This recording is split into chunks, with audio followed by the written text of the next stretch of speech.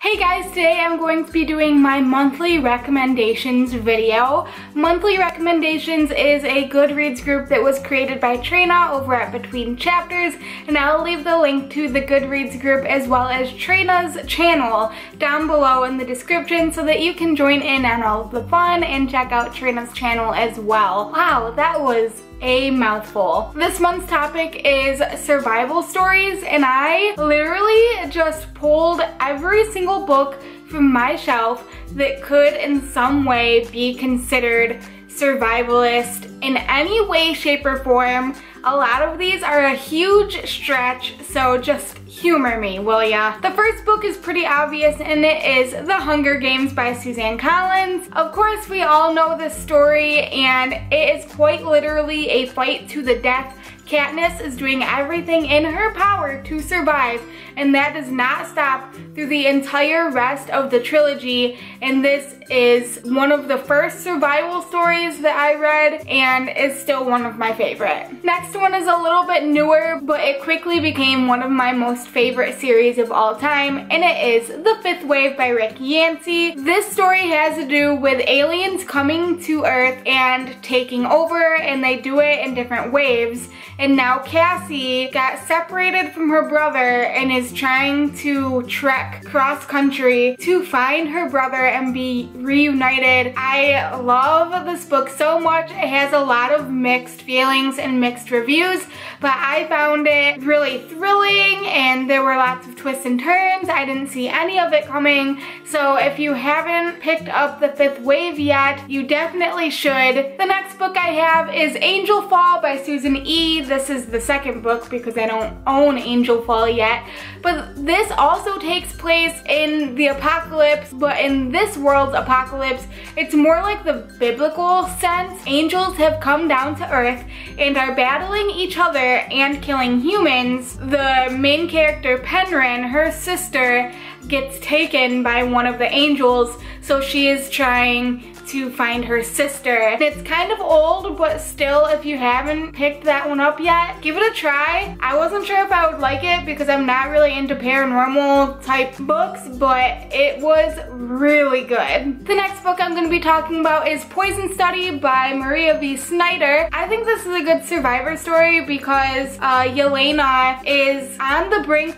of death. She's actually on her way to her execution when she is offered the position of being the official poison taste tester for the commander in her district, and it's a very intense job, and she actually ends up getting poisoned in the process, and it goes a lot deeper than just her job. She has to deal with a lot of her inner demons as well, and I just thought that it was really interesting, and she triumphed and grew so much in this book that I'm really looking forward to seeing what the rest of this series brings. Next, I have another one of my favorites, and It's Kind of a Funny Story by Ned Vizzini. In this book, Craig is going to a very prestigious high school in New York City, and the stress and anxiety causes him to have kind of a breakdown, and he almost attempts suicide, so he checks himself into the hospital, but unfortunately the teenage wing of the psychiatric hospital is under construction, so he has to spend time with the adults. This is kind of a more unconventional survivor story, but Craig really betters himself and overcomes a lot of his problems and issues and his stress and anxiety, and you get a look at a lot of the other patients in the psychiatric ward, which is interesting as well. So if you're looking for something that's a little bit different but still really interesting, I definitely recommend this book. The next book is one that I read recently, but I actually just lent it out to a friend, and it is This Is Where It Ends by Marika Nijkamp. And I'm obviously not saying that right because I got called out on it, but I looked up the pronunciation, so now I'm just really confused. But anyway, this book is told from 4 different points of view, and it takes place during the event of a school shooting in the span of 54 minutes. It is a survivor story. There is a lot of death. There is a lot of trauma that takes place, but these characters all kind of survive in their own ways, whether it be actually surviving the event or overcoming some of their other issues that are going on in their lives growing closer to their loved ones. It's a really unique book. It's not that long, and I would definitely consider checking it out. Next, I have one that might be a little bit of a stretch, but I thought I would include it, and it is Holes by Louis Sachar. I love this book so much. It's one of my most loved books. I've read this book over 100 times. It's about a boy named Stanley who is wrongfully accused of stealing. At his trial, the judge gives him the opportunity to choose between going to juvenile detention or going to a summer camp type rehabilitation program where basically he's supposed to do manual labor, and of course he chooses that. But when he gets there, things are not exactly how it seems, and it's really about him trying to survive the sentence that was wrongfully put upon him and still have a positive outlook on life.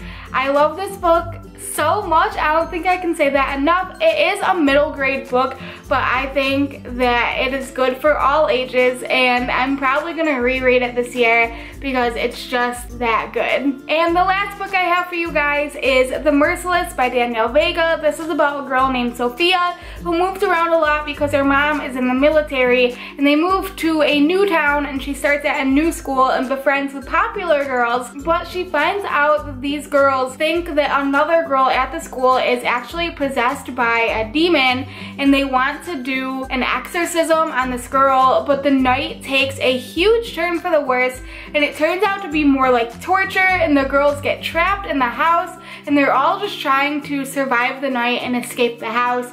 It is full of twists and turns that you will not see coming, I guarantee you.